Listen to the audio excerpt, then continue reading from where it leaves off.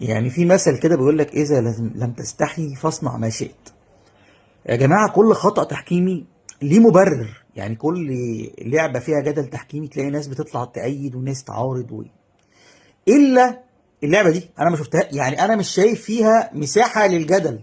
يعني انت لو رحت جبت خالد الغندور وقعدته جنب شيكابالا وقعدته جنب شادي عيسى وجبت احمد الطيب من قطر وقلت لهم الكره دي ضربه جزاء ولا مش ضربه جزاء، يعني ممكن يبصموا انها ضربه جزاء.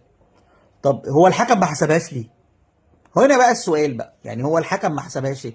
مع ان حكم الفار اللي هو حكم الفار نمره واحد يعني لو رجعت بوستات خالد الغندور هتلاقي ان هو بيقول شعر في محمود عاشور، وان هو حكم الفار الاول في افريقيا واللي بيروح كاس العالم للشباب وبيروح الاولمبياد خلاص متفقين متفقين. فحكم الفار قال له تعالى يا كابتن عشان تعرف تروح تنام، انت ازاي ما حسبتهاش؟ المسافه بعيده بين الكوره والمدافع، يعني يقدر يحط ايده ورا ظهره براحته.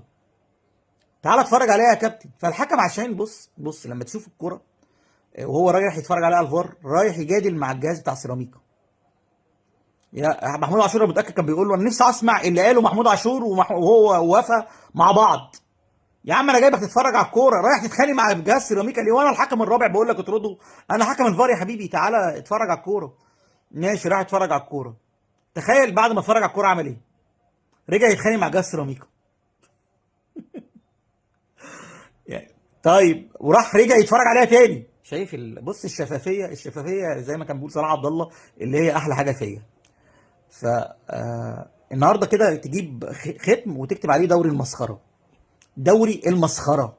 الاهلي وحش، الاهلي زفت، الاهلي معطروب ما جاش ب 2 جنيه. يا سيدي ماشي انا، لكن انا بقول لك تجيب كده لوجو، شيل بقى كلمه دوري نايل دي سميه دوري المسخره والله العظيم. ايه ده ايه يا جماعه تبييت النيه ده؟ ايه تبييت النيه ده؟ انا ما شفتش فجر حتى. انا بقول لك الكوره بتاعت كان لسه ما فيش فار، مش بتاع جاج جريشه بتاعت المقصه بتاعت احمد سامي لما شال الكوره بايده والحكم ما حسبش ضربه جزاء. فجر تحكيمي. فما كانش فيه فار ساعتها.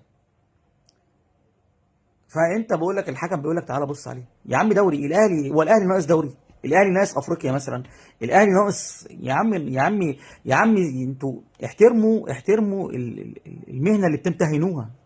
انت راجل قاضي، انت راجل قاضي. ايه ده؟ يعني مش فاهم، انا مش فاهم والله العظيم. يعني باي مبرر، انا مش عارف ايه هو المبرر لغايه دلوقتي، يعني مش لاقي لها مبرر. سيبك الدوري يا عم، الدوري راح الدوري، بس ايه المنظر ده؟ ايه المنظر السيء ده؟ ايه دوري المسخره؟ هو ده هات تيكت وحط اختم دوري المسخره.